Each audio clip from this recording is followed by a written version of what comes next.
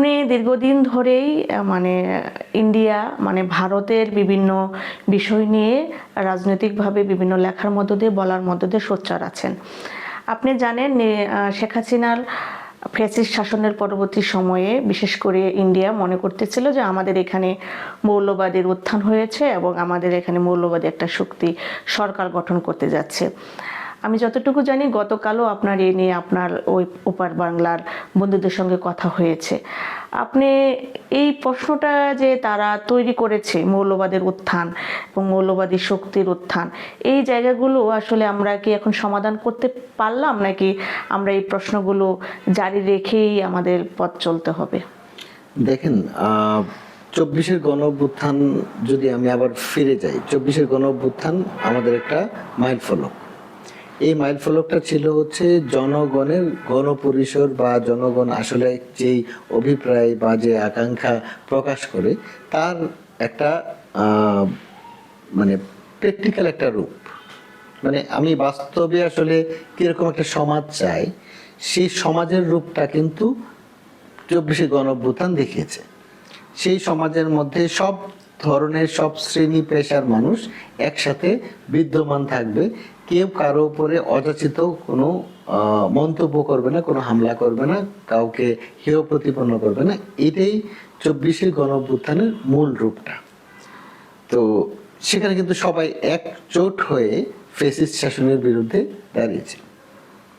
তো আমরা যদি দেখি যে এই 24-এর গণ অভ্যুত্থানের পর বিভিন্ন পক্ষ, গণ অভ্যুত্থানের পর যেহেতু ওইরকম একটা সমাজ আমরা তৈরি করতে পারিনি, বা রাষ্ট্র কাঠামোতে ওই সমাজ বিনির্মাণের জন্য যেই পদক্ষেপগুলো নেওয়া উচিত রাষ্ট্রীয় পরিসরে, সেটা নেওয়া সম্ভব হয়নি বা নেওয়া হয়নি। তো আগের অবস্থাটাই কিন্তু বা আগের ব্যবস্থাটাই কিন্তু বিদ্যমান রয়েছে। তো আগের ব্যবস্থাটা বিদ্যমান থাকার মানে হচ্ছে এখানে একটা যে বাইনারি পলিটিক্সটা ছিল, ধর্ম বনাম সেকুলারিজম, ওই চিন্তাটা কিন্তু এখনো বিদ্যমান সমাজের মধ্যে। আমরা একটা এর আগে দেখেছি যে ধর্মকে একটা ভিলিফাই করা হয়েছে।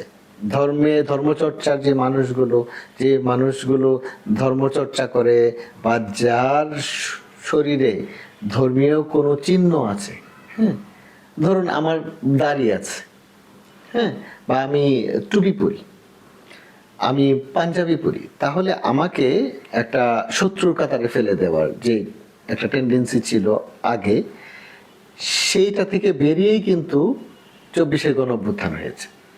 আমরা আবারও দেখলাম যে আরেকটা পক্ষ এই এই এই লেবাসটাকেই তারা এখানে মানে ধর্ম হিসেবে হাজির করছে, যে লেবাস এরকম থাকতে হবে। তাহলে মানুষের পোশাক নিয়ে আগে যেরকম এক পক্ষ অ্যাটাক করছিল যে এই পোশাক পরা যাবে না, আর এখন বলছে যে এই পোশাকই পরতে হবে।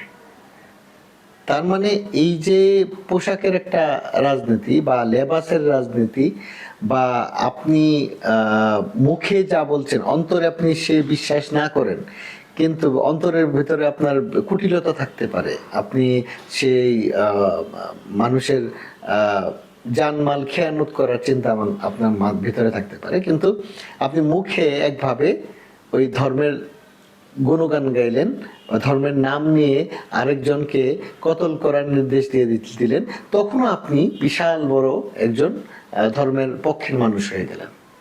মানে এই যে মবিস্ট চিন্তাটা, হাসিনার আমলে যেরকম একটা মবিস্ট চিন্তা ছিল যে ধর্মের নাম নিলেই সে তাকে জঙ্গি বা হিজবুত, তাকে বিএনপি জামাত এরকম ট্যাগ দিয়ে দেওয়া, একইভাবে এখন আরেকটা পক্ষ ওইরকম ভাবে ট্যাগ দিয়ে দিচ্ছে যে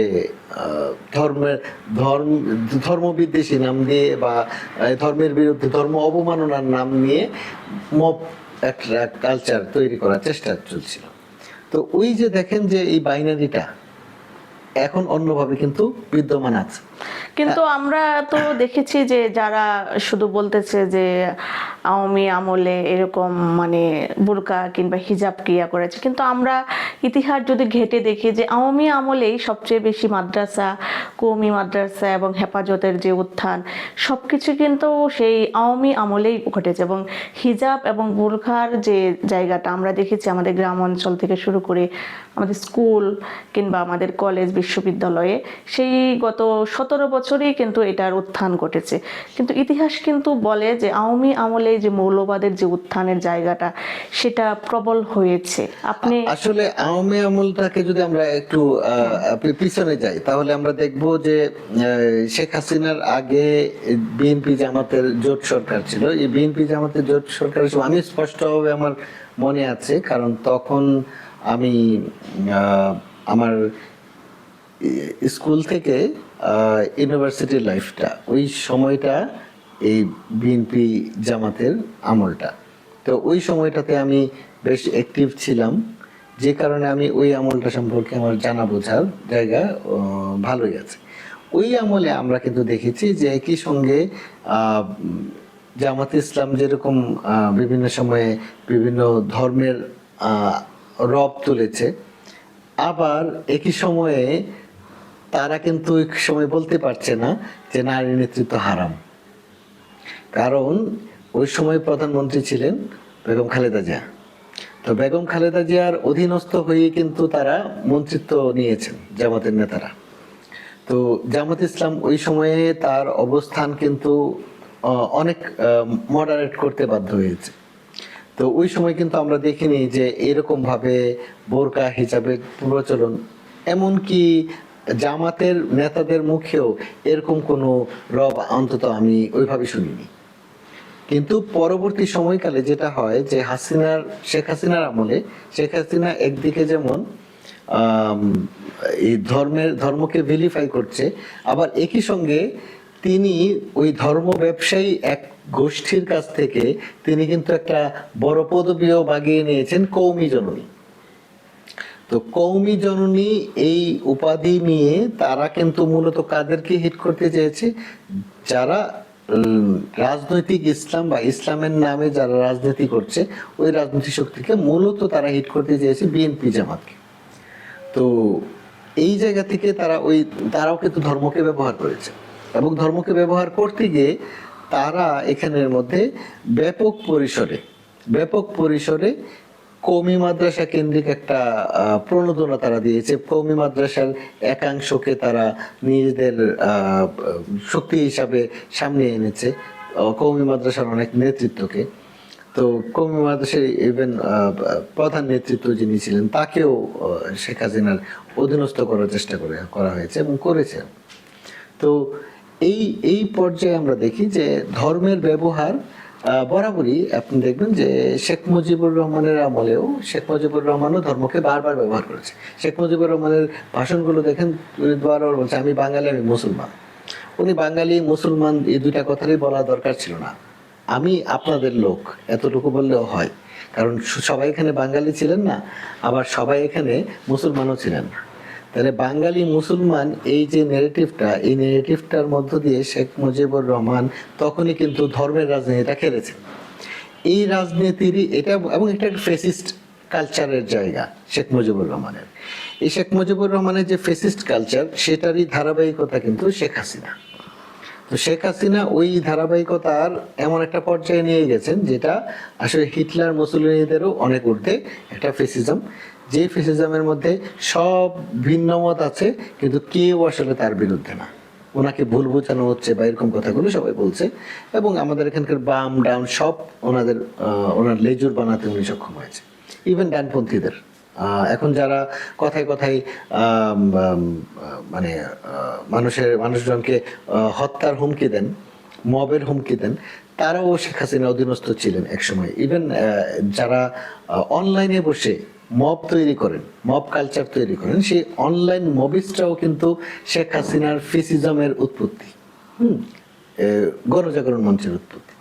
তো আমরা দেখি যে আজকে যদি আপনি জামাত ইসলাম থেকে নির্বাচিত এরকম কয়েকজন নেতা আছেন যারা এক সময় শেখ হাসিনার আমলে জামাত ইসলামের সবাইকে মেরে ফেলার হুমকিও দিচ্ছিলেন এবং এ ধরনের ফতোয়া দিচ্ছিলেন। এই আমি নাম উল্লেখ করছি না, কিন্তু নাম উল্লেখ করে বলিয়ে দিতে পারবো যারা এখন নির্বাচিত হয়ে যারা জনপ্রতিনিধি হিসাবে সংসদে যাচ্ছেন, এরকম কয়েকজন আছেন জামাত ইসলামের এই আমলে।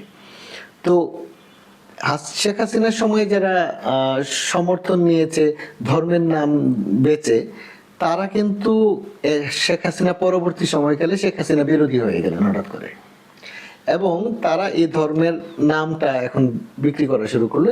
এখানে যেহেতু রাজনৈতিক শক্তি আছে জামাত ইসলাম এবং বিএনপি, তো তারা জামাত ইসলামের সঙ্গে এক ধরনের আঁতাত করলেন এবং তারা কিন্তু এখন জনপ্রতিনিধি হয়ে গেছে। তো শেখ হাসিনার সময়ে ওই যে শেখ মুজিবুর রহমানের কন্টিনিউশন, যেটা হচ্ছে ধর্মকে ব্যবহার করে ধর্মকে ঘায়েল করা এবং একই সঙ্গে ধর্মের রাজনীতি করা, একই সঙ্গে ধর্ম বিরোধী রাজনীতি করা। তার মানে আমার কাছে এখানে ইসলাম কোনো বিষয় না, আমি ইসলামকে ভিলিফাই করব এবং এর মধ্য দিয়ে আমি ইসলাম বিরোধী রাজনীতি করব, আবার এখানের মধ্যে সবার ত্রাতা হিসেবে আমি আছি।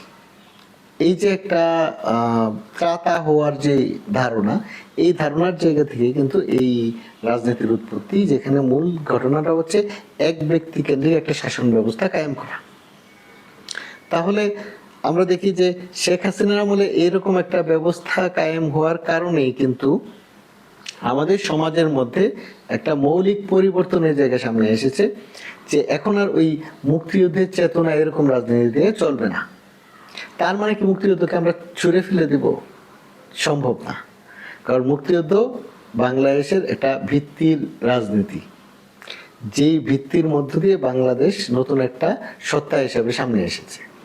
সেই সত্তার জায়গাতে প্রথম বিট্রে যদি শেখ মুজিবুর রহমান করেও থাকে, সেইটার যেমন মূল্যায়ন করতে হবে, একই সঙ্গে এইটার এই বেসটা, যেটা আসলে রাষ্ট্র গঠন না করার কারণে যে সমস্যাটা তৈরি হয়েছিল ৭১-এ, এইটারই কন্টিনিউশন কিন্তু ২৪-এর গণঅভ্যুত্থান। তার মানে আপনি আপনার কথায় যেটি আসলে সর্বশেষ, এটি হলো গুরুত্বপূর্ণ কথা যে ৫৫-৫৬ বছর বয়স হয়ে গেল আমাদের দেশে, এখন পর্যন্ত আমাদের রাষ্ট্রটা গঠন হয়নি। সুতরাং আমরা যারা অনেকেই মনে করতেছি যে ২৪-এর গণঅভ্যুত্থানের পরে মৌলবাদের উত্থান হয়েছে, কিংবা ২৪-এর গণঅভ্যুত্থানের পরে মব কালচার হয়েছে, ধর্মীয় ব্যাপারগুলো সামনে এসেছে, তাদের ইতিহাস জানাটা জরুরি বলে আপনি মনে করছেন, এবং একই সঙ্গে রাষ্ট্র গঠন করার যে কাজ সেটিও এগিয়ে নিয়ে যাওয়ার কথা কি বলছেন? হ্যাঁ, অবশ্যই। আপনি এখানের মধ্যে যেই একটা বিষয়টা হচ্ছে কি, যে আপনি মব কালচারটা বিভিন্ন নামে আসতে পারে, আপনি এটা গণজাগরণ মঞ্চের নামে আসতে পারে।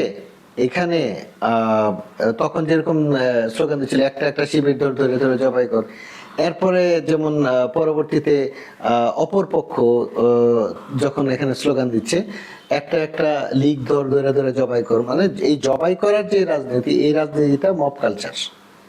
এই মব কালচারটা যারা ধারণ করে, তাদের রাজনীতিটা ফ্যাসিস্ট রাজনীতি। এই ফ্যাসিস্ট রাজনীতির বিরুদ্ধেই রেড কার্ড দেখিয়েছিল জুলাইয়ের গণঅভ্যুত্থানের পরে এই রেড কার্ড ইস্যুটা ওই মবিস্টরা দেখাচ্ছে, এটা তাদের দেখানোর কোনো অধিকার নাই। তারা আসলে ওই শেখ হাসিনার প্রোডাক্ট। শেখ হাসিনার মতোই তাদের আচরণ, এবং সেই আচরণই তারা কন্টিনিউশন চালিয়ে যাচ্ছে, মানুষজনকে মেরে ফেলার বা হুমকি দেওয়ার, মানুষজনকে ভিলিফাই করার। মানে একজন মানুষকে একবার উইচ হান্টিং বলতে যা বোঝায়, যে একজন মানুষকে ধরে ধরে তার সবকিছু আমি প্রকাশ করে দেব, তার ব্যক্তিগত বিষয় প্রকাশ করার অধিকারও কারো নেই। রাষ্ট্র যখন দুর্বল হয়ে পড়ে, যখন আমাদের এখানে রাষ্ট্রের গঠনটাই তো ওইভাবে হয়নি, যে কারণে ওইটা সবসময় দুর্বল, যে কারণে এরকম মব কালচারটা সবসময় বিদ্যমান থাকে। আর এই রাষ্ট্র গঠন না হওয়ার কারণে যে সংকটগুলো সামনে আসে, সেখানে আপনি অর্থনীতির কথা আমি তখন বলছিলাম যে তারেক রহমানের এই মুহূর্তে জুলাইয়ের দাবি বা এই আকাঙ্ক্ষার জায়গাগুলোর মধ্যে একটা হচ্ছে জুলাই গণঅভ্যুত্থানের শহীদদের এবং আহতদের যথাযথ মর্যাদা দেওয়া, তাদের পুনর্বাসন করা, বিচার করা, এবং অর্থনৈতিক প্রশ্নে নতুন করে রিফর্মটা সামনে নিয়ে আসা। সে অর্থনৈতিক জায়গাতে আপনি যদি দেখেন, বাংলাদেশের অর্থনীতির একটা বড় ভিত্তি হচ্ছে চাঁদাবাজি দুর্নীতি এবং এই যত ধরনের অনিয়ম, এই অনিয়ম, দুর্নীতি বা চাঁদাবাজি, এটা কি অর্থনীতির বাইরের কোনো ইস্যু? আপনি রাষ্ট্র গঠনটা যদি আপনার দুর্বল থাকে, তাহলে এই গঠন দুর্বল হওয়ার কারণে তার ফাঁক ফোকর দিয়ে এই অনিয়ম, দুর্নীতি, চাঁদাবাজিটা আসবে। এই চাঁদাবাজিটা আপনার অর্থনীতির অবিচ্ছেদ্য অংশ। চাঁদাবাজি ছাড়া আপনার এই অর্থনীতি চলতে পারে না, কারণ এই অর্থনীতি চাঁদাবাজির সঙ্গে এবং ঘুষ কালচারের সঙ্গে ওতপ্রোতভাবে জড়িত। তাহলে আপনি অর্থনীতির পুরো রিফর্ম না করে আপনি শুধু চাঁদাবাজদের সৎ মানুষের শাসন দিয়ে তো আপনি চাঁদাবাজ আটকাতে পারবেন না। এই কথাটাই কিন্তু জামাত ইসলাম সহ অন্যান্য দলগুলো সামনে এনেছিল, এবং এটা কিন্তু ধোপে টিকেনি। জনগণ এটা বুঝতে পেরেছে যে আসলে ওই মানুষগুলো কিন্তু ভোট দিচ্ছে, ওই যেই মানুষগুলো চাঁদা দেয় এবং যেই মানুষগুলো চাঁদা নেয়, ওই উভয় মানুষ কিন্তু এখানের মধ্যে একটা অর্থনৈতিক শৃঙ্খলের মধ্যে আবদ্ধ।